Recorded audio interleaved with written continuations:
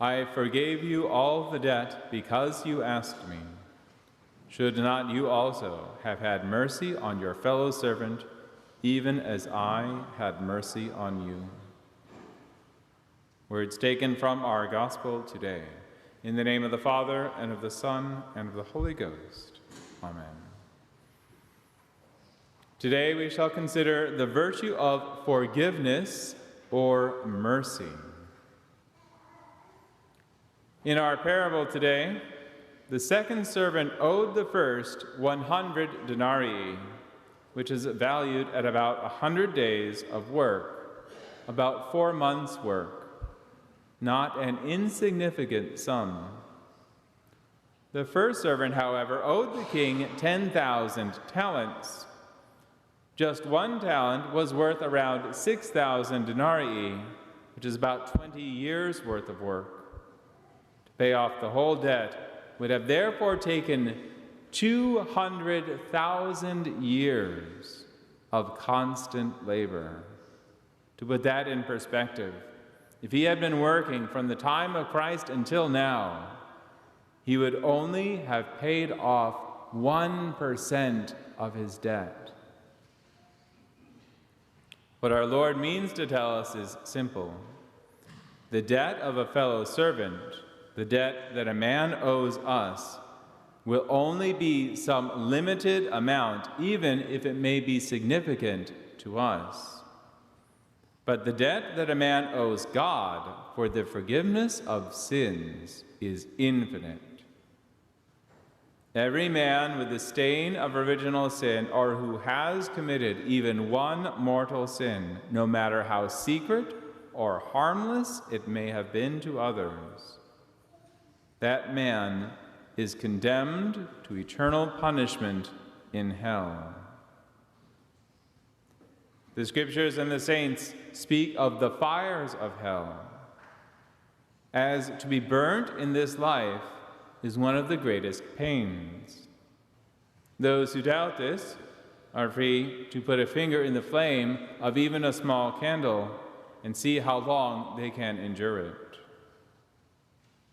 But St. Augustine says that in comparison to the fire of hell, the fire of this earth is no more than a picture compared with reality. And St. Anselm teaches the same. The fire of hell as far surpasses the fire of this world, as the fire of the real exceeds that of painted fire. The sinner has turned his back upon God, made himself an enemy of the source of all being and goodness. The fire in hell is the very anger and vengeance of God poured out upon his enemy, the rebellious soul, which refuses to imitate his goodness.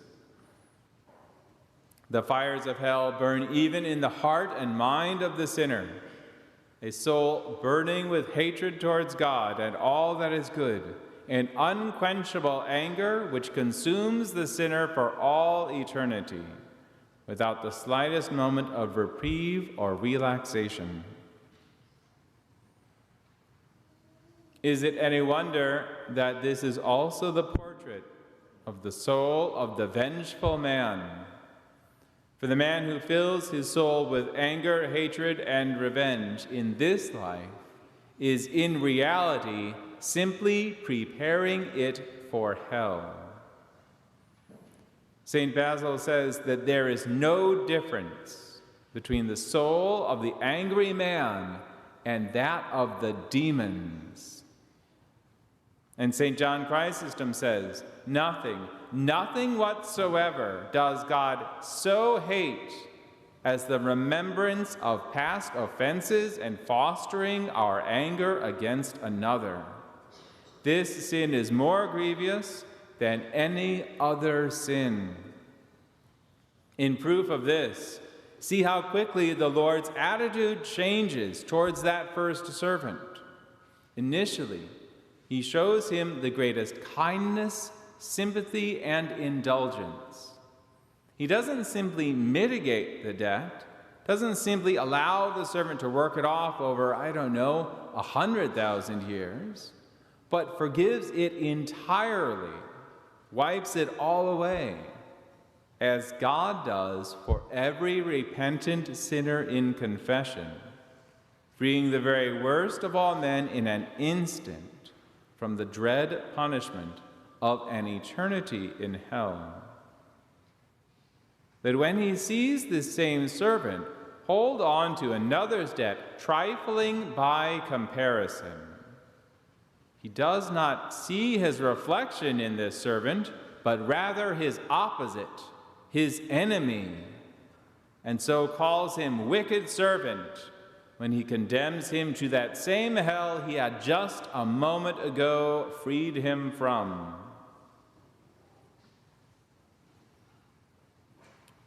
How powerful, sweet, and beautiful, then, is the virtue of forgiveness. Hatred makes a man's soul like that of the demons, but mercy makes a man not just like the angels, but like God himself, who shows his power most in having mercy upon sinners. The Roman Catechism states, one of the surest signs that men are children of God is their willingness to forgive injuries and sincerely love their enemies. For in loving our enemies, there shines forth in us some likeness to God our Father, who, by the death of his Son, ransomed from everlasting perdition, and reconciled to himself the human race, which before was most unfriendly and hostile to him. So what is forgiveness then? What does it look like? Well, we might ask, what does God's forgiveness look like?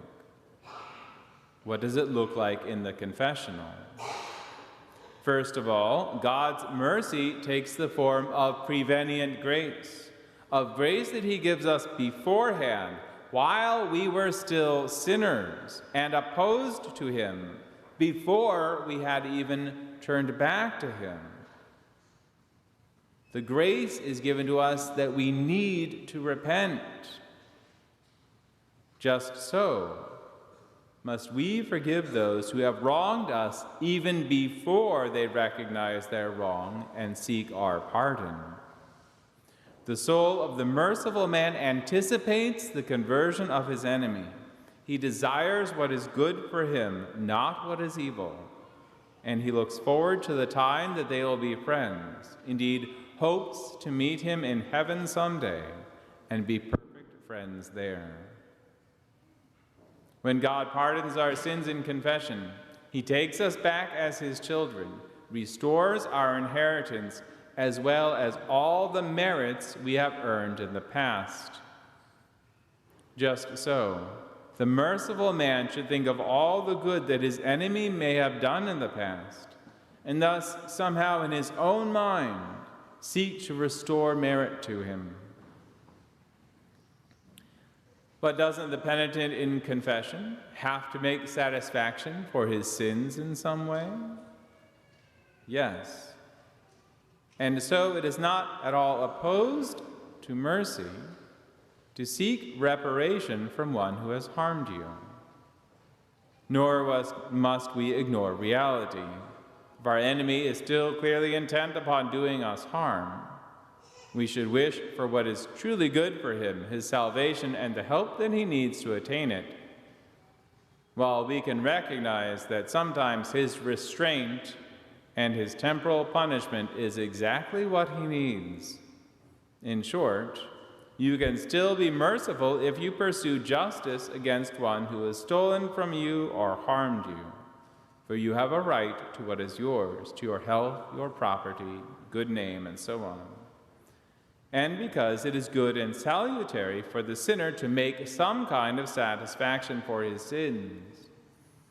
But again, let us take our example from confession, where the penance that the priest assigns is not anywhere close to a one-to-one reparation.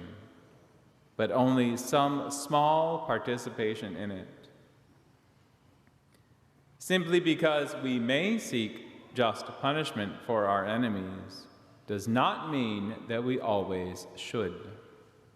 St. Francis de Sales gave the following anecdote, likely from his own time as a student at Padua.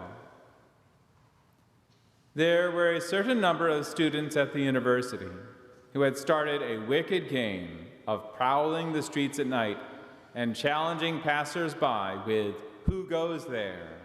firing a pistol at them if they did not receive a humble and civil answer. Once, when a fellow student failed to answer the question, one of the young men in the gang shot him, killing him instantly. Horrified at his action, he fled and sought refuge with the widowed mother of one of his student friends. He confessed to her what he had done, and that if the police found him, his life would be ruined. She took pity on him and hid him in a little room in her house. While he was hidden away in this room, after a few minutes, a group of people approached her house, bringing with them the dead body of her son, and even reporting to her the name of the youth who had shot him, the one she had just hidden away. Weeping, she entered the room where the murderer lay concealed and revealed to him the identity of the one he had shot, his friend, her son. In agony and shame, the youth called upon death to strike him down and threw himself on his knees before the poor mother, not to ask her pardon, but rather pleading that she give him up to justice so that he might pay for his horrible crime publicly. But the widow, a most devout and merciful woman, was deeply touched by the youth's repentance and saw clearly that it was thoughtlessness and not malicious intent that had prompted the deed. She then assured him that, provided he would ask pardon of God and change his way of life, she would keep her promise and help him escape. So pleasing to God was this poor widow's clemency and forgiveness, that he permitted the soul of her murdered son to appear to her, revealing to her that her pardon, granted so readily and sweetly to the man who had unintentionally been his murderer, had obtained for his soul deliverance from purgatory, in which place he would otherwise have been long detained. Of what great value, then, is forgiveness? As the life of the soul is worth far more than that of the body, is forgiveness not a greater virtue than liberality? Is it not a greater thing to forgive than it is to give $10,000 or $100,000 to the poor? And yet there is none so poor as cannot afford to be lavish in forgiving. And how many opportunities do we have every day to practice this most excellent virtue? Anyone who works with others, who lives with others, be they even his own beloved family, or simply drives on the road, has countless opportunities to forgive. And how richly rewarded is this virtue? How many times does our Lord tell us that the merciful are blessed by obtaining mercy, that the measure we use shall be used for us, that as we forgive our debtors, so shall God forgive our debts, that if we condemn not, we shall not be condemned. St. John Chrysostom says, We know that neither prayer, nor alms, nor fasting, nor partaking of the sacraments, nor any of these will profit us if on that last day we are found remembering past offenses. But should we triumph over this fault, though stained with 1,000 other crimes, we shall be enabled to obtain forgiveness. The merciless man makes his soul a hell in which God is unwelcome. The merciful man is a living image of God, a proper dwelling place for him who is most merciful. In the name of the Father, and of the Son, and of the Holy Ghost.